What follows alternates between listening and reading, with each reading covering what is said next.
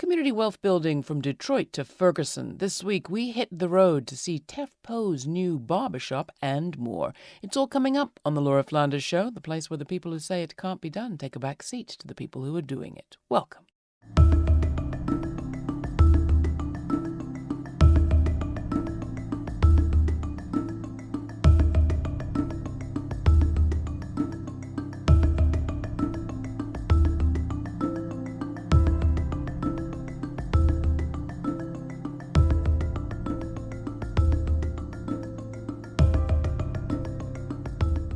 I couldn't be more honored or happier to be in St. Louis with Tef Poe. Tef, you last saw in our reporting from Ferguson. We're here today to do a little update on what's happening around here, and especially to celebrate the opening of this place. We're here at Frontline Styles Barbershop.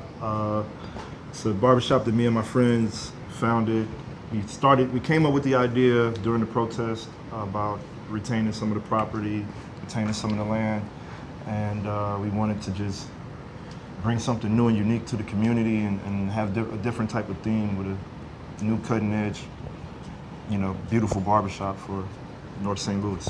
Now, we have to say we're here the day before the opening. Mm-hmm. What will we see? What will people see here tomorrow? Okay, so tomorrow it'll be a full-fledged barbershop. We'll have these stations stocked with barbers. By then, the artwork should be on the walls.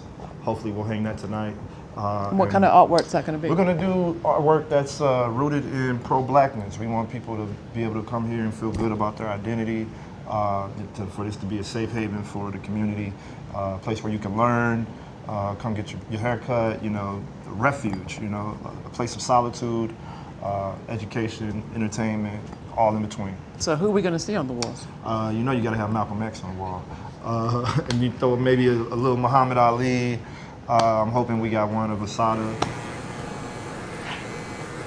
This is my guy Saul. Saul, I met Saul in Ferguson when everything was going on, and he used to cut a lot of our hair for free.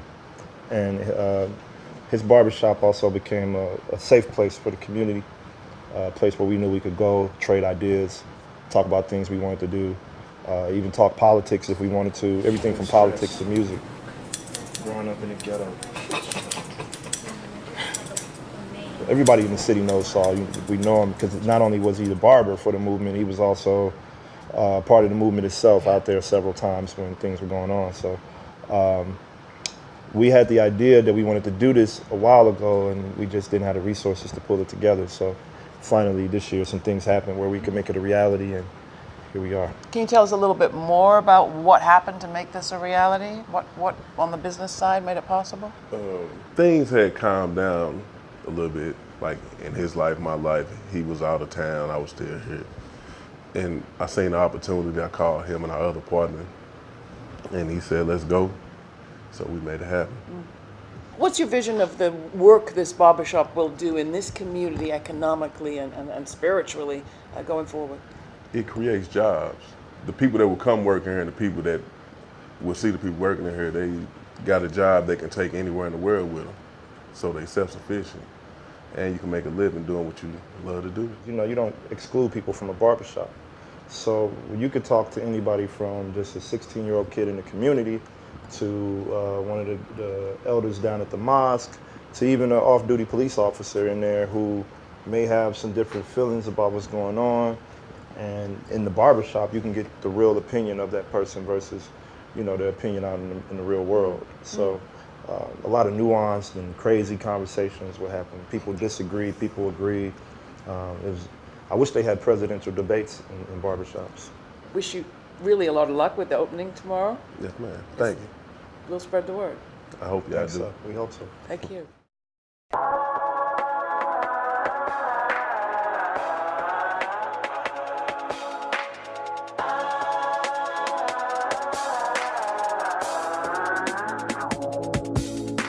Saw an angel with a halo and a fully loaded Mac 10 inside of his hand. Young black super saiyan, demon killer with a crossbow that is only the world in a trance. Floating on the brainwave, living in the past. Warlord cheer for the villain that last. With a brown skinned girl from the city of the D. Devil in the flesh, but I wouldn't just cease. I'm a way runner with a blade runner like Mario, riding on Yoshi. Fly to the princess world on my shoulder. Never did I bench press, universe flaw. All of my sins, Emmett Till, Trayvon Martin. Black mankind, nigga man march. Shine like automatic light in the darkness. 16 shots, put them in the casket. So this is where I live. I ended up coming back to the north side after like moving away for a while. And this is where we do all our community programs at. Like this is my hood too. But it's really important that I came back over here because this is like gang violence dictates a lot in St. Louis. And typically somebody like myself, like you see me like now I'm wearing all red. Nobody else could come down this block wearing all red. My parents moved us from like this neighborhood to that neighborhood in hopes of having a better life, you know, like thinking that if we move to North County, you know, things will be okay. They'll be able to put us in better schools. You know, they'll be able to, my mom and them bought a house for the first time, even though they couldn't really afford it. And, you know, it was just an opportunity to get off Section 8 and, you know, try to do the American dream thing. So, but we grew up with the animosity of the police in that area because that's not our neighborhood. So black people been in that neighborhood maybe 20 years at best. And white flight caused it, you know, overnight to be a black neighborhood. We moved on our block out there. It was a couple white families on the block that had been there since the 60s. And by the end of the summer, the whole block was black. Ferguson, you'll still find like well-to-do white people. You know, some of those houses in Ferguson you would consider mansions. And then they got the low-income apartments, which is where Mike Brown was killed at. It's just traditional racism out here. It's just classic Missouri racism. My mom kept it so real with us growing up. My mom really prepared us for this. It's like she knew that this was going to be rough. And my mom used to tell me all the time, she would be like, I'm so hard on you because your hardest day in my house is going to be your weakest, you know, won't compare to your hardest day in the world. She said, I can't be as hard on you as they're going to be on you once you leave my house. So my grandmother is the first black woman to integrate the workforce in this city. She got a good job at this factory. She had to go to work every day with the FBI. They took her to work. They escorted her to work. Her brother, which is my Uncle Stan, he was a member of this, basically it was like a St. Louis version of the Panthers. They used to call themselves the Liberators. My mom said she didn't know it was FBI. But one day she was at an ice cream shop with the FBI agents. The person serving the ice cream told her, "We not serving you no ice cream, nigga." And she was a kid. She said she was like 6 years old. She's like, that was one of those times where she was introduced to racism, like dead in her face. And then she said the FBI agent told the man behind the counter that if he didn't give her the ice cream, he was going to take him to jail. So he served her. So I just grew up hearing stories like this, you know, all my life.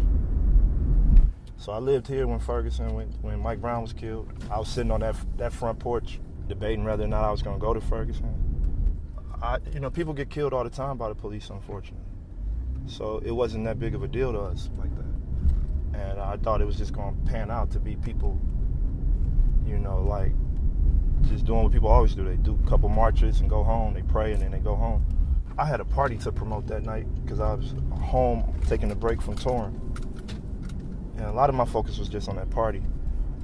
And then my next door neighbor was the alderman at the time.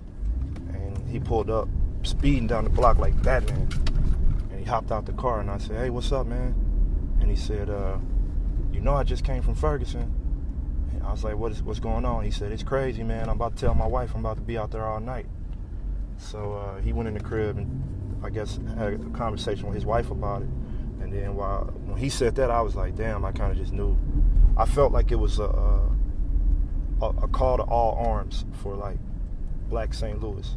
So I feel like if you had the capacity to be there, you was obligated to go see what the hell was going on, you know.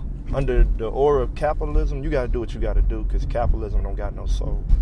So when you in like this where people are dying every day, like this is one of the main up strips in the city. You can go in any of these houses and get any drug you want. So many of my friends have died at this exact intersection. Like I drive through here all the time, just think about the different people I know that are just straight up gone and not going to come back, you know. So I understand the mindset of trying to take what you have and make something out of it. So I can't knock them, but for me and mine, we're doing ours with no dope money. We're doing ours with doing nothing illegal. We're doing ours by, like using my mind and using my talents. And hopefully this can start to become the new standard for a lot of these kids that are coming up. It's very important for me to be tangible and touchable for them. It's very important for them to see me and go, Tef looks cool, he talks cool, he walk like I talk, he talks like I talk, he's from what I'm from. But he didn't cut himself off from us.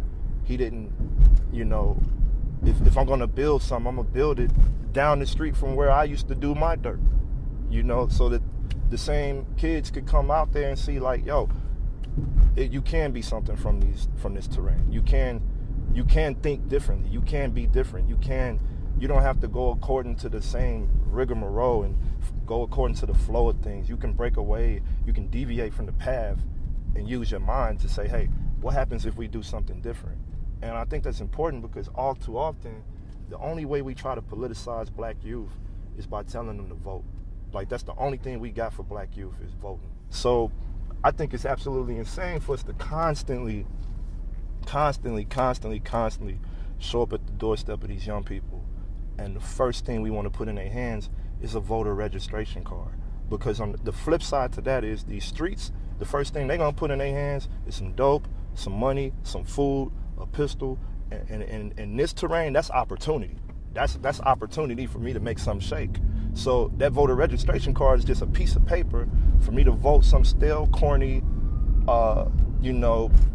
already wealthy, 1% ass white man back in the office, and we ain't gonna see no results from none of that. And I think voting is necessary, but I also think that it's necessary for us to teach these kids to use their imaginations. It's a lot of, for the young people, it's the art. It really is the music.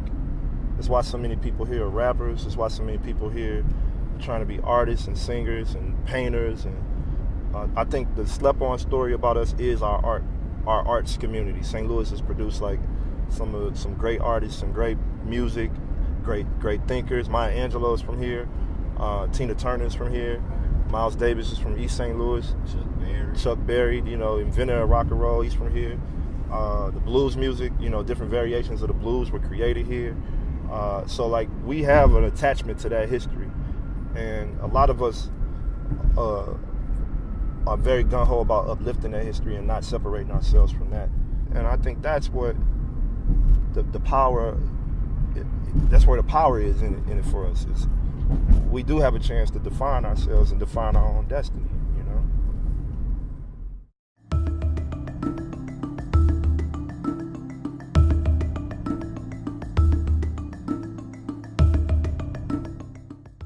My name is Salem Green. I am a writer and a poet, and I work with the Black Belt Citizens doing contract work around literary healing and a women's coordinator.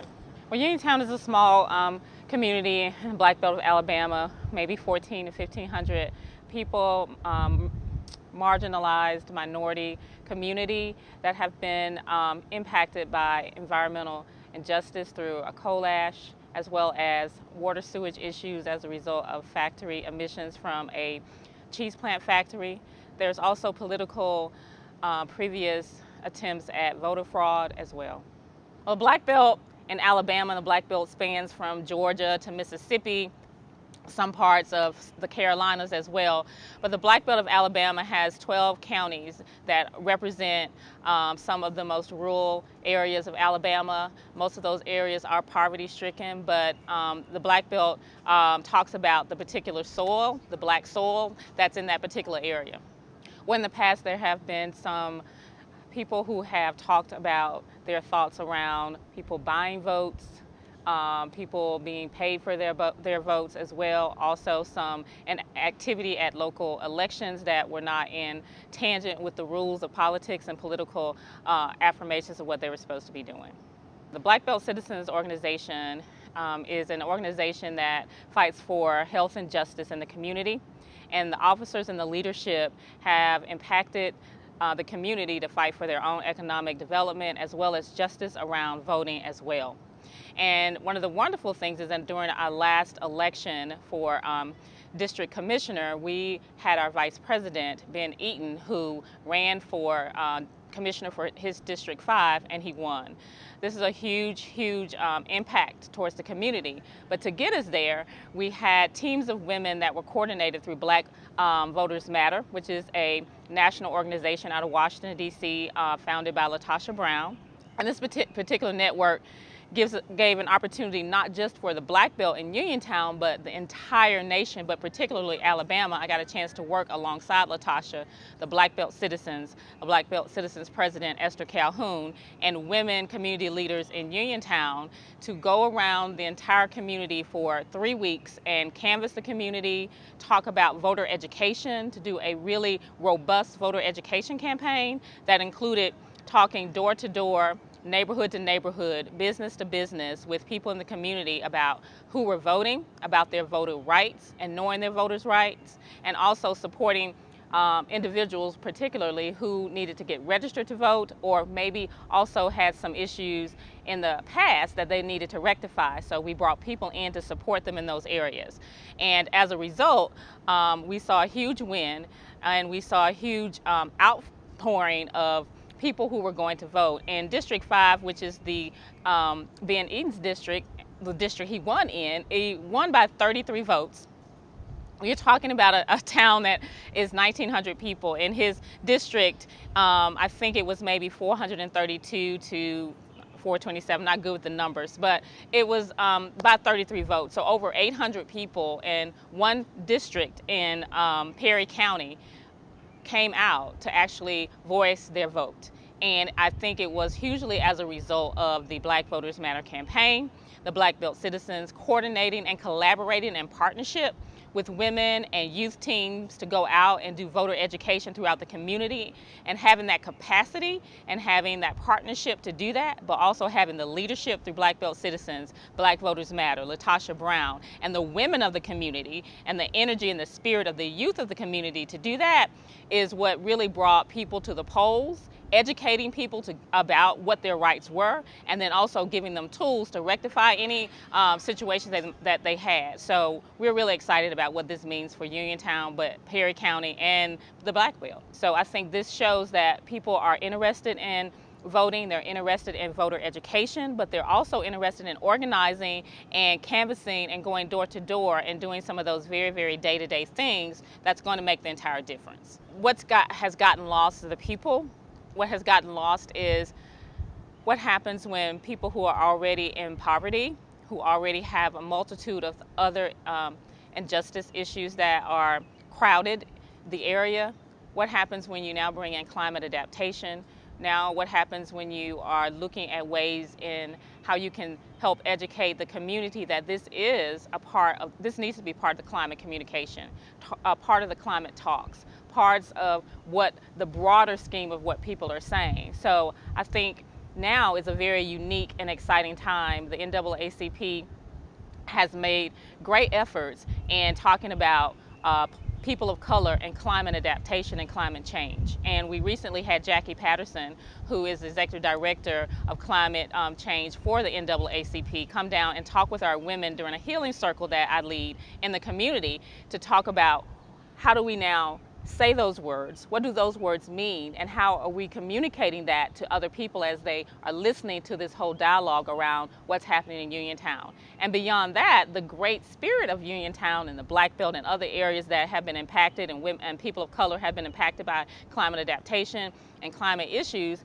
is that they are finding their own solutions. They are culminating and cultivating their own partnerships.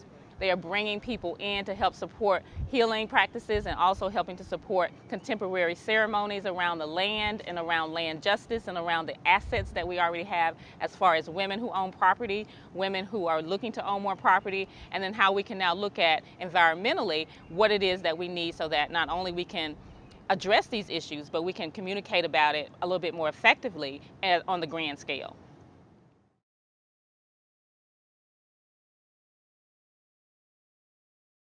I want to take this opportunity to welcome you to the Oakland Avenue Urban Farm, which is located in the North End community of Detroit. This farm has been in existence since 2008, and it's centered around food production, which is cultivating food, workforce development, which is cultivating people, and community development, which is cultivating community. I am Bryce Detroit, representing Center for Community-Based Enterprise. We are a grassroots nonprofit organization in the city of Detroit that focuses on helping groups of people come together to investigate and create worker ownership as a solution to the specific socioeconomic circumstances in Detroit. Here's the deal. We have a commercial district that is void of any service, any retail that the community has access to. Anything that we want, we are going outside of the community to buy. Even if it's toilet paper, something as basic as that. You cannot buy it within the community. You have to go across Woodward, which is not within the community. That takes money, resources out of our community. That's a job that's not in our community. So we started our work in 2008 based on a need that the organization had to identify what was going on in the community. What we discovered is that the biggest needs were food, housing, and jobs. And it just so happened that on Oakland, between the church and the Reds Jazz Shoe Shop, there were 10 vacant lots. And the church had been managing those lots for about 15, 20 years. We looked at it as an opportunity and started engaging people in the community to talk about what they would like to see happen on those lots. And so, of course, food was something that was easy to do. And so we started working with an organization who had some resources at that time, and it was Greening of Detroit. Being an African-American community, culturally appropriate, it was beans, greens, and tomatoes, basically, and some squashes. So that's what we did the first couple of years, is build that garden out and start creating a space where people felt connected to, and they wanted to see something beautiful on Oakland. In addition to like food, clothing, and shelter, we do have other needs that arise just from our point of culture and ancestry. So the need to be intimately connected with land, for instance. Not just on a, yes, we traverse the urban landscape, but actually on a, I have an identity that has a reverence for land and appreciates land as a thing that actually can produce everything that we need. So to me, the farm represents that type of legacy, this legacy that is 100% attached to ancestral culture, where we are self-determined in the work that we produce, we're self-determined in designing our environments, as well as we're self-determined in creating economic infrastructure to support ourselves plus our village as we see it. Many of our folks are returning citizens, but we've been now able to reach out into community to provide jobs for youth and other members of our community who might not necessarily have a blemish on their record, but they're still looked at as being unemployable. This place has become kind of like a safe haven for people. Once they come and spend time with us, it's contagious. They don't want to leave. It's like, this is the place to be. We had to demonstrate that we have not only the capacity to purchase, but also the capacity to manage properties. And so in doing that, we've been able to each year go back and buy a block of properties, 9 at a time. And so we've done that for the last 3 years. We're over 30 lots and 30 properties. That's huge. We never wanted to be that group. But I think it's in divine order, because our purpose is not selfish. Our purpose is really trying to protect the power of the people who live here, trying to protect the commons. And so it is our goal, and hopefully with the help of C2BE and you know, some of the lawyers that we are working with from the Great Lakes Environmental Center, we can figure out how to transfer this ownership back to the community via a land trust into perpetuity, so that the community has to say in terms of what happens with these properties. There is a significant amount of time that we feel is necessary in this time of transition. Like, we're transitioning from straight providing service for the love to realizing that to provide this service, it must have a sustainable infrastructure. So transitioning into being able to develop these infrastructures, which means transitioning from points of identity that we used to have into these new points of identity, which will allow us to be the directors, the captains, and custodians of these new sustainable entities. Now, I gotta tell you, within the last 2 weeks, we had an ice cream shop open. It is so exciting. It's open. And people are driving down the street. I went to visit Tuesday to get ice cream, and I was standing out in front of the cafe, the dairy, talking with the owner, and a car drove by and they shouted out the window, "Is that black owned?